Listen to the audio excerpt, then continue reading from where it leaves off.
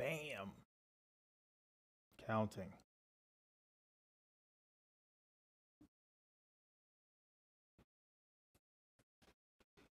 Going live. About 5 minutes.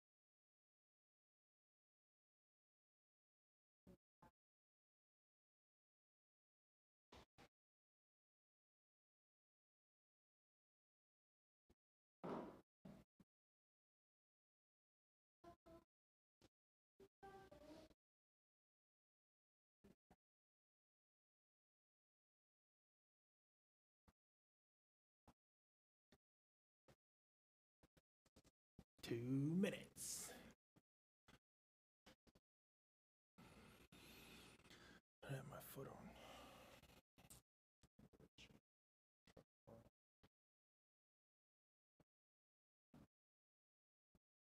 Hmm.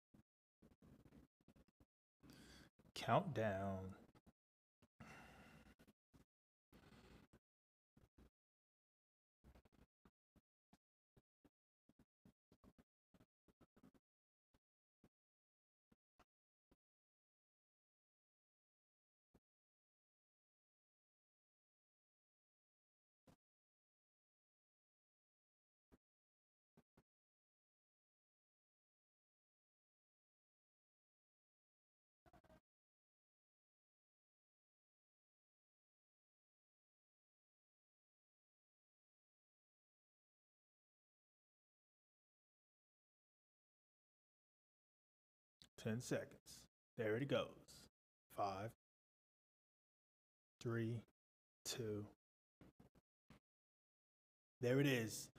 Welcome back to my live channel, Justin R. Harris, commercial real estate investments, residential real estate investments, day trading. What is it? I do all that good stuff. Welcome back to my channel.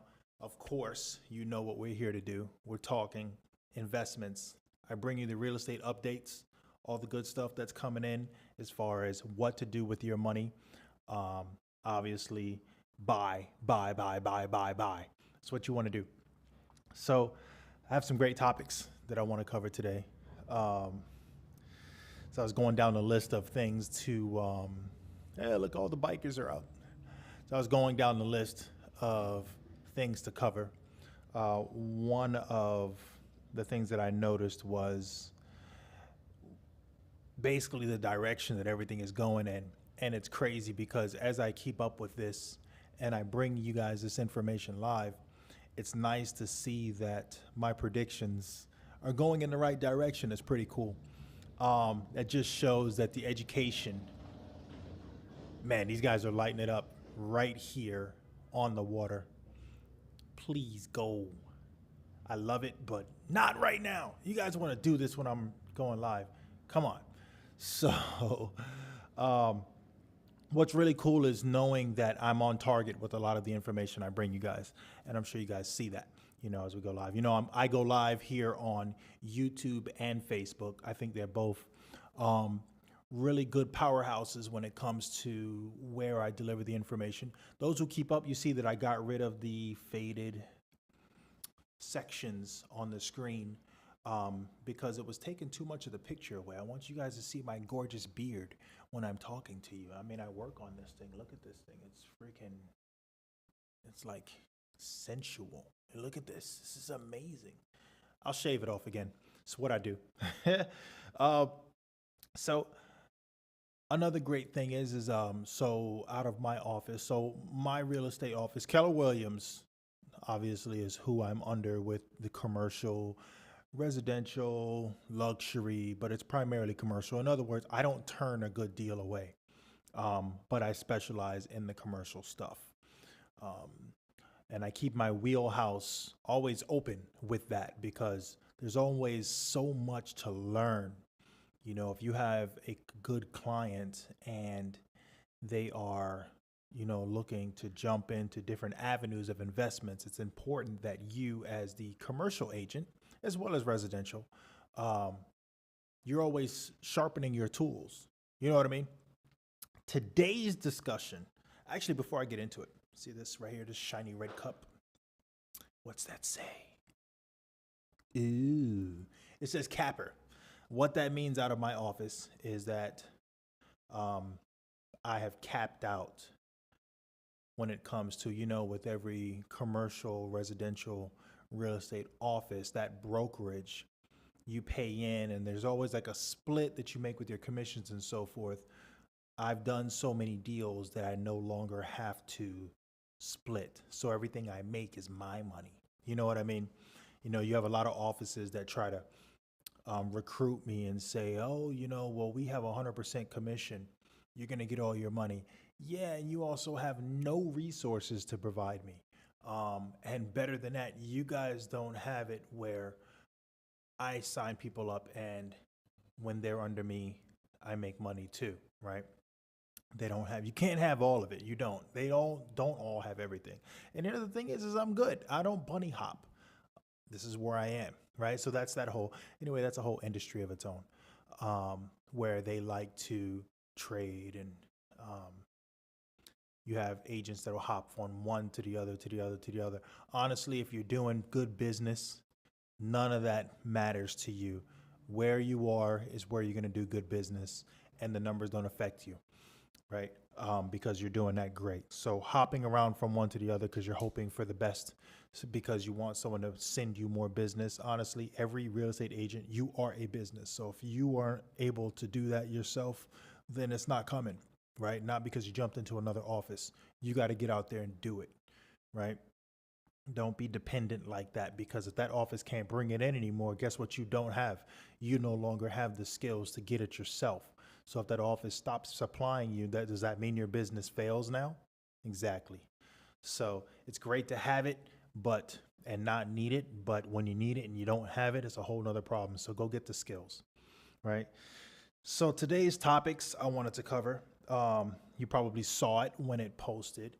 National Association of Realtors, the president has a statement that she wanted to put out, that the National Association of Realtors, and she's speaking on behalf of the National Association of Realtors, supports Ukraine in what's going on over there, and that conflict is not good, obviously.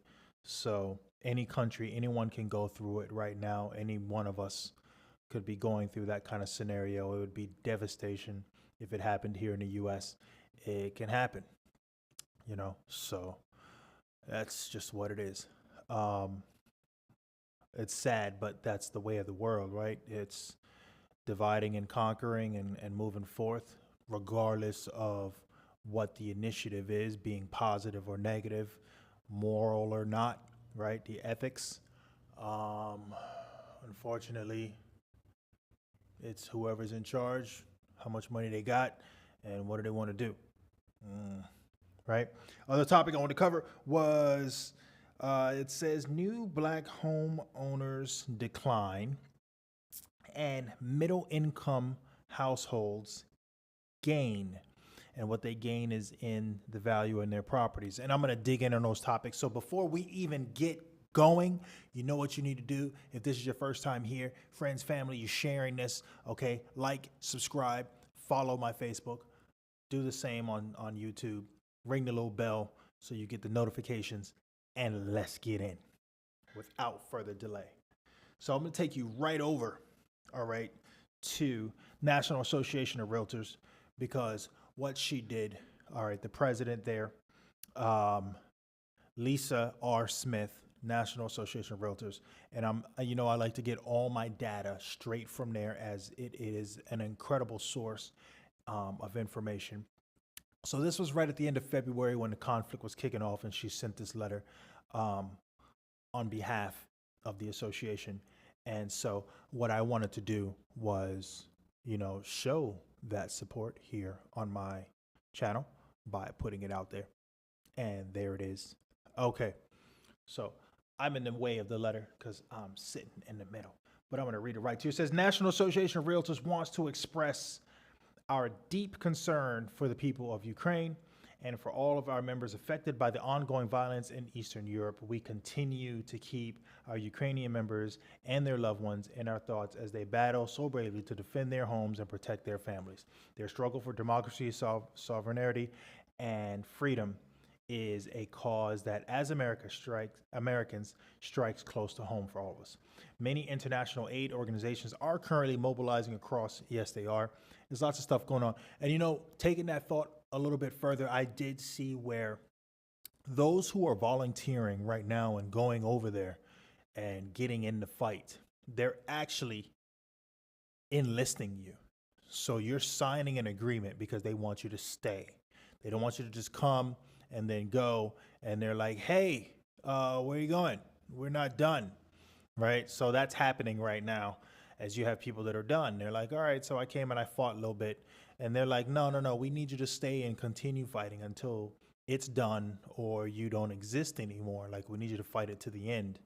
So that's what's going on right now. So if you're going to jump in on this battle, you're in.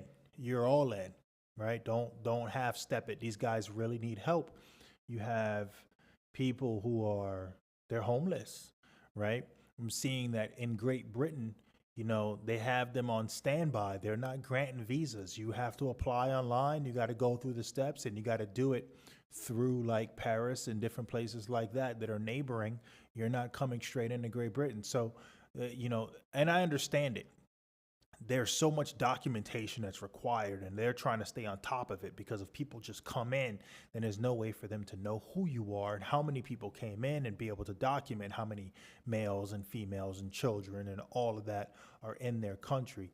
And that's a huge influx in population and taxes and all these dollars being spent and homes. And it's a huge dynamic in any country when taking on, the refugees from another country in such a terrible incident right now. And regardless of who thinks they're right, the right steps have to be taken everywhere. It just can't be taken in some way that's real harsh with accepting. And it's unfortunate. I get it. I do get it. I would hate to be in that scenario, but I would fight down to the ground like anyone else. That's what you do, right? It's what we do. So got through that, huge kudos for our president of the National Association of Realtors putting that statement out there. That's great. And that's important. May not be able to do anything monetarily. If you want, there are, places that you can do that. I believe that, people are sending money via cryptocurrency to try to get it over there and help fund whatever they can to help get people going. Moving on from that topic, the U.S.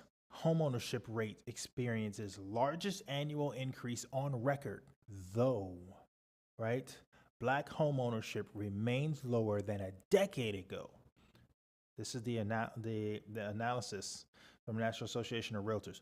So they gave key highlights, and I'm glad they did this because I really didn't want to go too deep. It is a lengthy article, but what they said is U.S. homeownership rate surged 1.3% to 65.5% in 2020, the highest annual rise ever, as 2.6 million more households became homeowners compared to 2019. Though the homeownership rate for Black Americans, and I don't like to say black, I'd rather say dark-skinned American because no one's black, no one's white.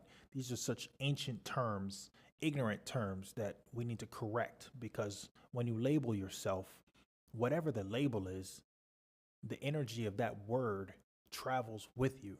If you call yourself smart every day, that's how you're going to behave, because you want to fulfill the definition. Your body understands the energy that comes with the definition, right? So if the definition is negative, regardless of how you want to rename it, how you want to try to categorize it, it's still the meaning and the energy that comes with it.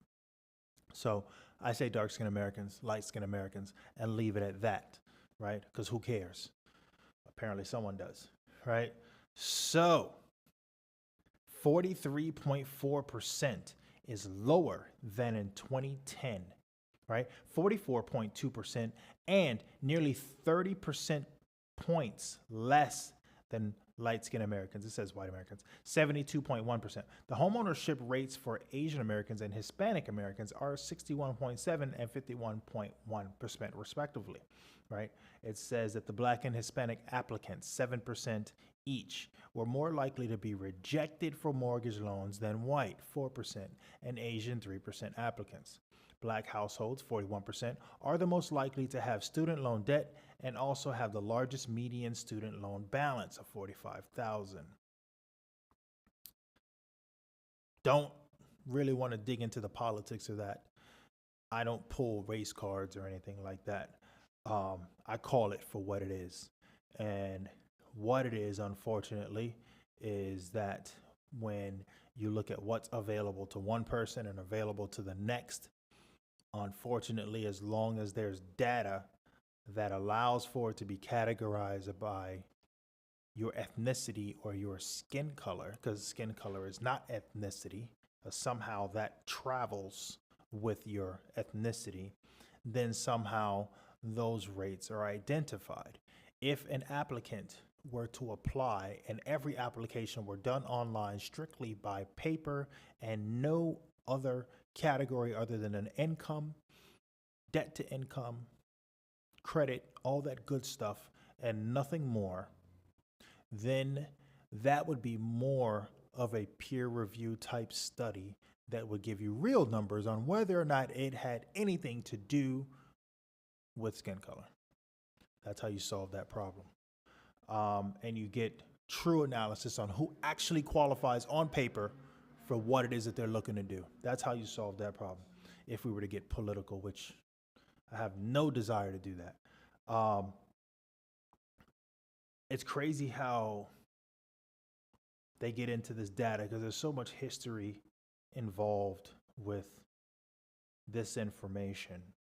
and how they want to and choose to break it down, because money in the US, was controlled greatly, and then how it moves back and forth. I even see topics now where they're focusing a lot on, the direction of the dollar and control, and everything comes down to a control, right? So you have to understand history to be able to solve a lot of the problems moving forward in the future, right? You look at the present day problems, look at where it came from historically, and that's how you solve the problem moving into the future, right? Um, that's how you solve your problems in your life, in your bills, or in anything. You look back, look now, and the decisions you make now are what are going to happen tomorrow. Real simple. So that's that in a nutshell, as I don't plan on sitting on that topic. And then going right into the next, it says middle income households gain 2.1 trillion in housing wealth in a decade. What do they mean? Homeownership brings tremendous wealth gains. Total housing wealth rose 8.2 trillion from 2010 to 2020, with 6.3 million more new homeowner households. A homeowner who purchased a typical single-family existing home 10 years ago at a median sale price of 162. 10 years ago, the median sale price was 162. Is likely to have accumulated 229,400 in housing wealth. I can tell you because the median now is more like 362. Boom, right? So that's what, 2/3 more? Just there, just slightly, it's more than double. And greatest increase in middle income homeowners were Phoenix, Austin, Nashville, Dallas, Houston, Atlanta, Orlando, Portland, Oregon, Seattle, Tampa. Wow, Florida's on there twice. That just shows you business is booming here in Florida, right? The aggregate value of housing wealth rose across all income groups, but those in high income group gained 71% of the increase in housing wealth. Wow, March 9th. So today is the 13th. What did we say? Washington. Homeownership is widely recognized as the leading source of net worth among families. They're really digging in. It found that during those 10 years, 980,000 middle-income households became homeowners. With that time frame, total housing wealth for this income group surged 2.1 trillion. Those are crazy numbers. It's good because people are out buying. They understand. Buy property. Go broke buying property. It's my little motto, right? And with that, you get what you need, right? You're going to be able to buy the things you want because your house becomes your bank. You own property, you now have assets. And then you turn around and then you're like, you know what, I want to buy that car, or I want to buy another house, right?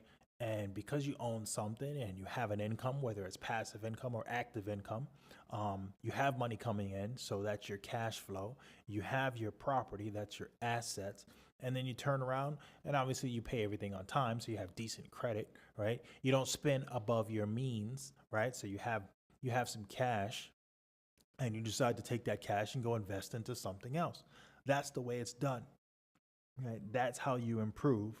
That's how you grow, gain wealth, and make the big decisions, right, in life. Drink it from my trusty new cup.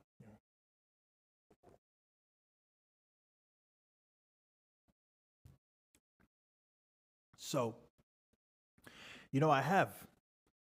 let me see something here. I have the ability, it's pretty cool here. I'm going to downsize this. If there were people actually talking to me, which there aren't right now, I'm just not that important right now, but I can view live comments and I can answer your questions. It's pretty damn cool, right? And we can just kind of go back and forth. You can comment and I can answer you live right here in this video, which I think that's awesome. So it's like a one-time hit there. So I can actually monitor questions coming in, and answer you and seem like the real cool dude when I do that. Yeah, right. So, hey, listen, that was all I wanted to cover today as I brought you guys some late updates. Listen, time change. We've gone forward an hour. I was busy today. You know, I had a meeting. This lady who's selling her pottery business, and she's sitting on some prime real estate. And she hadn't even thought that far. And I'm standing there. I'm like, you're going to sell your pottery business. What are you going to do with this lot?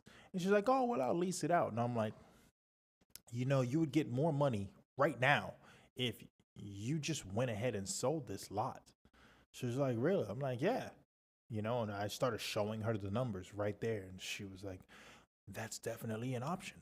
We had such a great conversation. Now she's selling her restaurant. So now she's selling the lot, pottery business, the restaurant. Then this other lady shows up. She wants me to sell her business. Like, what's going on? And then I go down the street, another guy, he's trying to buy, right? What did I just do? Put it all together.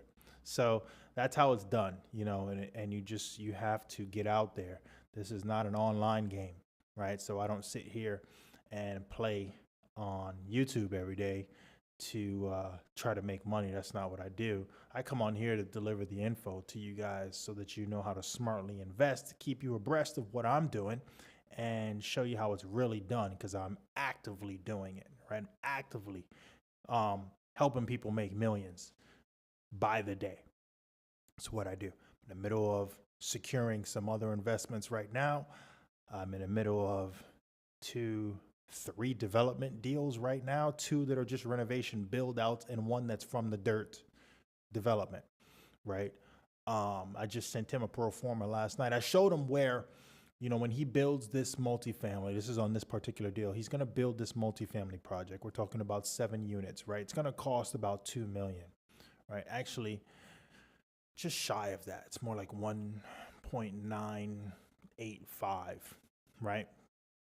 And so it will take, well, I did a 15-year pro forma just because that's what was the settings in the system that I used. But what I was able to show is that if he held on to it for 10 years at a 3.5% annual increase on the rent, that he'll make about $800,000. And in that 10 years, the property will actually be worth $3 million. So he could then sell it. And by putting it up for sale, showing that at that point in time, it is about an 8% cap, okay, for $3 million. And by that time, he will have paid down the mortgage. He will have paid off $1 million. I think it was like $1,100,000 of that mortgage. 1.1 million of the mortgage gone. So he'll have about 800,000, maybe 900,000, I think was the number, left in that mortgage. So of that 3 million, he walks away with 2.1. That's excellent. 2.1 million in 10 years. If you knew you were going to make 2.1 million in 10 years on one of your investments, I think I'd do it, right? So that's where I showed him. And I sent him that pro forma. The DSCR, for those of you that are that understand that the debt service, you know, I forgot the term for that, DSCR. You guys help me with that. Send me that. Otherwise, I got to look it up and look at my notes. I have so many numbers running through my head and nomenclatures, but this is what the banks look for. And that 1.1, everything 0.1, 2, 3, those are the numbers that the bank's looking at on how strong you are paying back the money you borrowed and you're making a profit. That's what helps them determine if it's a sound investment, and they actually send you the money. So the DSCR for this one is 1.7. So that's pretty damn good, right? And that's what I do.